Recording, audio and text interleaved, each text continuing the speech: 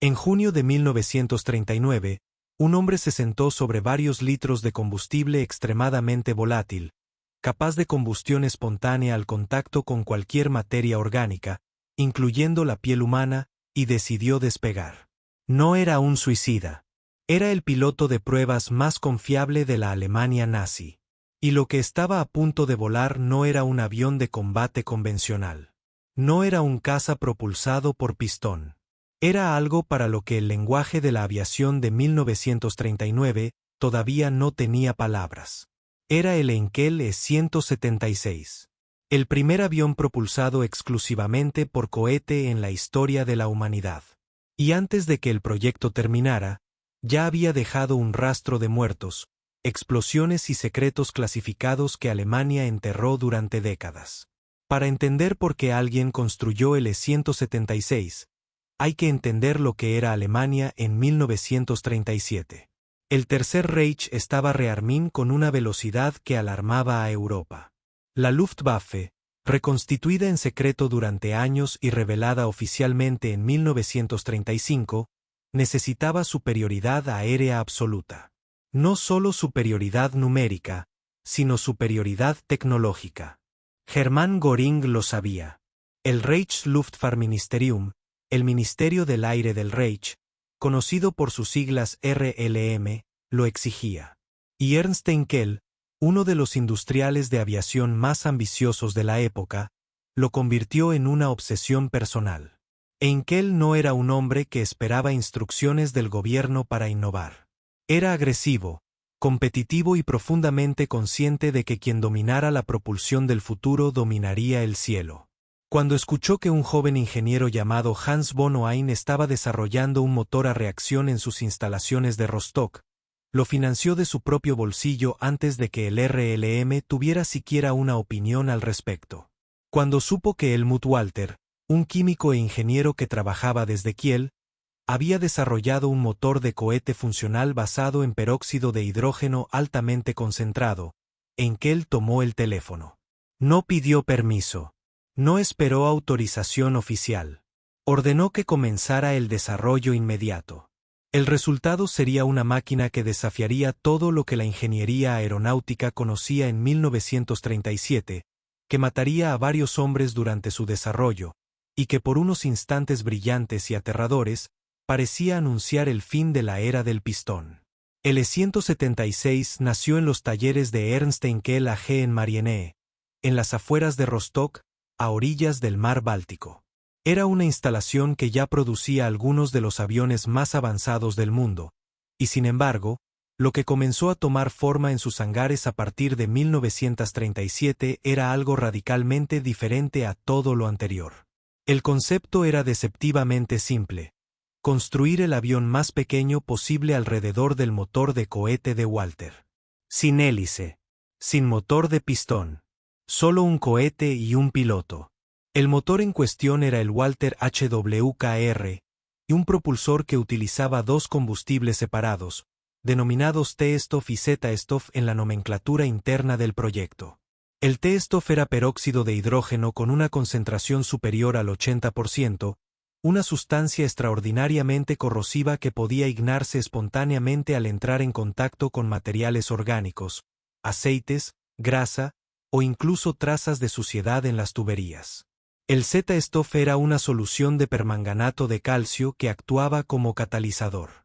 Cuando los dos componentes se combinaban en la cámara de combustión, la reacción era violenta, instantánea y producía un chorro de vapor sobrecalentado que generaba empuje. En teoría.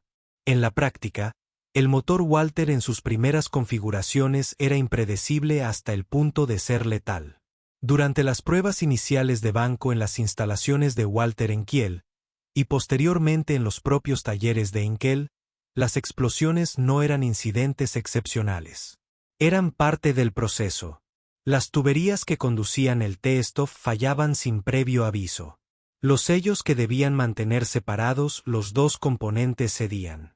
Un técnico que trabajaba en una prueba de banco en 1938 sufrió quemaduras graves cuando una línea de T-Stoff reventó y el líquido entró en contacto con su uniforme, que ardió instantáneamente. Otro trabajador murió durante una prueba de presurización en circunstancias que los registros de la época describen con deliberada vaguedad. El proyecto estaba clasificado. Los accidentes no se documentaban en informes públicos. Se archivaban en carpetas selladas y se enterraban en el sistema burocrático del RLM. Henkel conocía los riesgos. Los conocía exactamente. Y siguió adelante. El diseño del avión fue encomendado a su equipo de ingenieros, bajo la supervisión general de la oficina técnica de la compañía.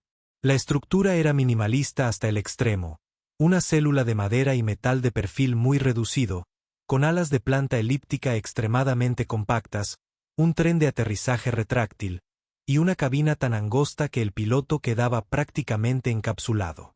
La envergadura del ala era de apenas 5 metros. La longitud total del fuselaje rondaba los 5,5 metros. Era un avión que parecía más un proyectil con asiento que una aeronave convencional. Los depósitos de T-Stoff y Z-Stoff estaban alojados en el fuselaje, inmediatamente detrás y debajo de la cabina del piloto.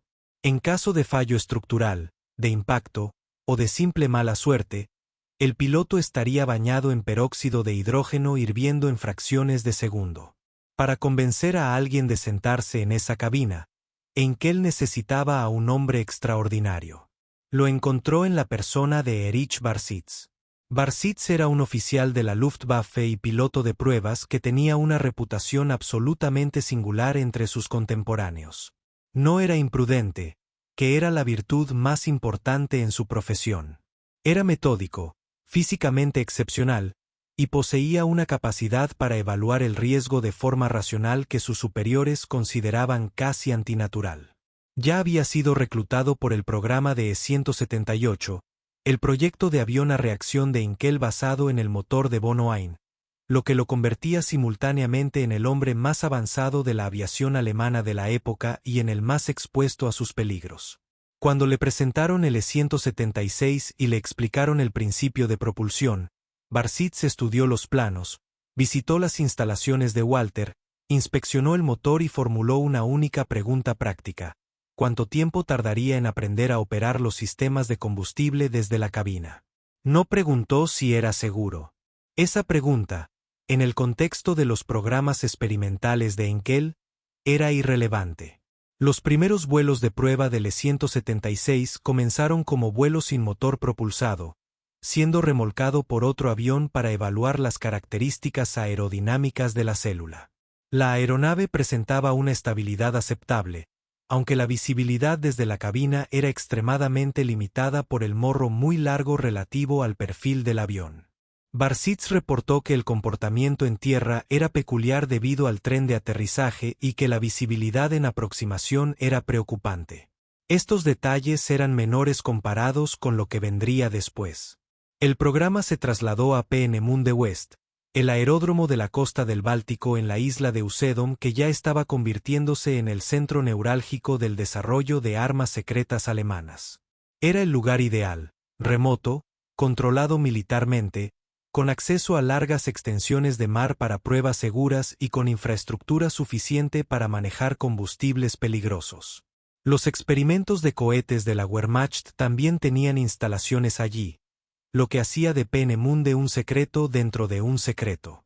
Las pruebas de motor en tierra en Peenemünde se desarrollaron durante los primeros meses de 1939 con resultados mixtos. El motor Walter producía empuje, pero su comportamiento seguía siendo errático. Los tiempos de arranque variaban. La duración del funcionamiento era inconsistente. En al menos una ocasión, el motor sufrió una ignición brusca que dañó temporalmente los paneles traseros del fuselaje. Los ingenieros lo consideraron un incidente menor. Barsetz lo notó en su diario personal con la sobriedad característica de los hombres de su profesión. El 20 de junio de 1939, Erich Barsetz se acomodó en la cabina del Henkel E-176 en la pista de Peenemünde West. El motor Walter HWKR y fue cebado. Las líneas de T-Stoff y Z-Stoff estaban presurizadas. Los técnicos se alejaron del avión a la distancia reglamentaria. Algunos a mayor distancia. El despegue fue abrupto. El empuje del cohete aceleró el E-176 con una violencia que Barseets comparó más tarde con ser disparado desde un cañón, pero en horizontal. No había la progresión familiar del rugido de un motor de pistón aumentando gradualmente. Había silencio, y luego había movimiento, y la pista desapareció debajo de él en cuestión de segundos. El primer vuelo duró menos de un minuto. El combustible del motor Walter se agotó con una rapidez que los cálculos previos habían previsto pero que, en la realidad del vuelo, resultó ser impactante.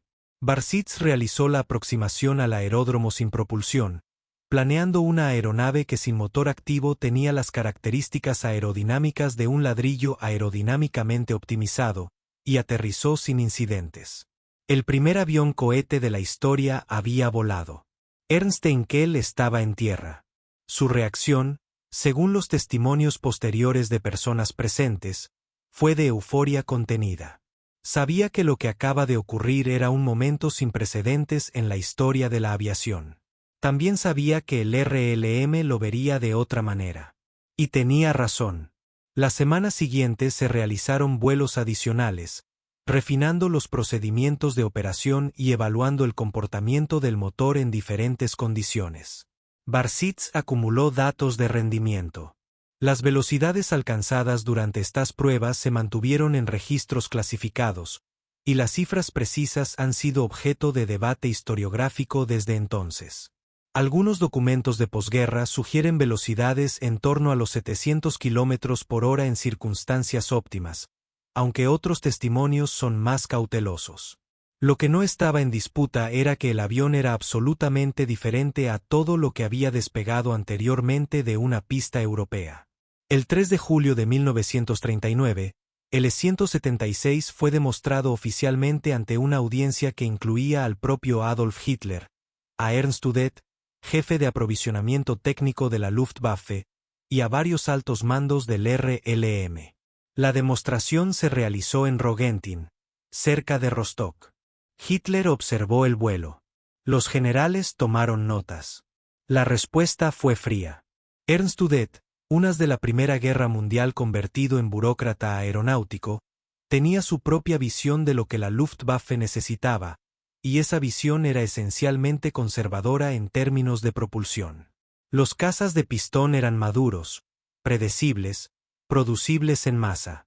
Un avión cohete con menos de un minuto de autonomía propulsada, combustible que podía matar a la tripulación de tierra con igual facilidad que al piloto enemigo, y que requería instalaciones especializadas para su manejo, no encajaba en ninguna de las categorías de necesidad inmediata de la Luftwaffe. El RLM declinó interesarse en el programa. La decisión fue, desde la perspectiva histórica, profundamente irónica. Los mismos funcionarios que descartaron el E-176 como un ejercicio académico sin aplicación militar inmediata pasarían los años siguientes lamentando la falta de propulsión avanzada cuando los aliados comenzaron a aparecer sobre los cielos del Reich con aviones que ningún Messerschmitt Bf-109 podía alcanzar. Pero en julio de 1939, la guerra todavía no había comenzado. Polonia estaba a 2 meses de distancia. Y la Luftwaffe creía, con una confianza que el futuro demostraría ser trágica, que sus cazas propulsados por pistón eran suficientes para cualquier contingencia. El programa E-176 fue terminado formalmente a finales de 1939. Barseets continuó su trabajo como piloto de pruebas. Sobrevivió a la guerra, lo que fue en sí mismo un logro notable dado el historial de mortalidad de su profesión. Escribió sus memorias años después, describiendo con precisión notable los vuelos del E-176 y la sensación de ser impulsado por una fuerza completamente diferente a cualquier motor que hubiera operado anteriormente. Sus palabras tienen el peso de quien estuvo genuinamente en el centro de la historia y tenía la suficiente distancia temporal para dimensionarlo.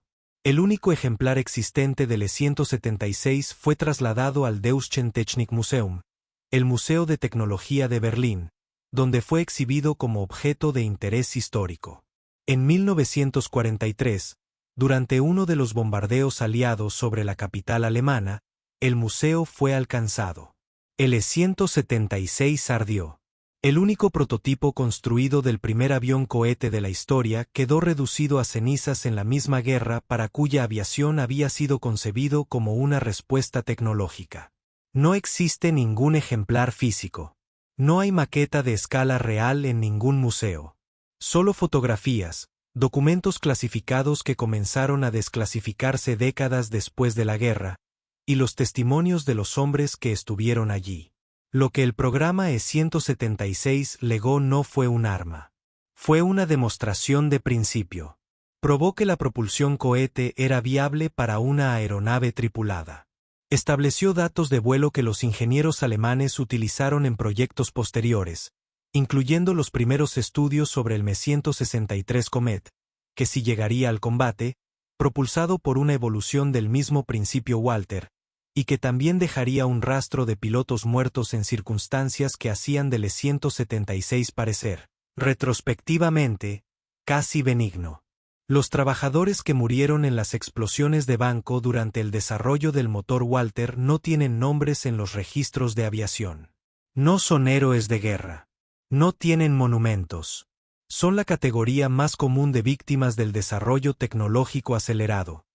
Los que murieron antes de que la máquina funcionara, en la oscuridad del trabajo de taller, lejos de cualquier cielo.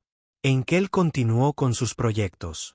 El E-178, el avión a reacción, voló el 27 de agosto de 1939, 3 días antes de la invasión de Polonia, convirtiéndose en el primer avión propulsado por turbina a reacción de la historia.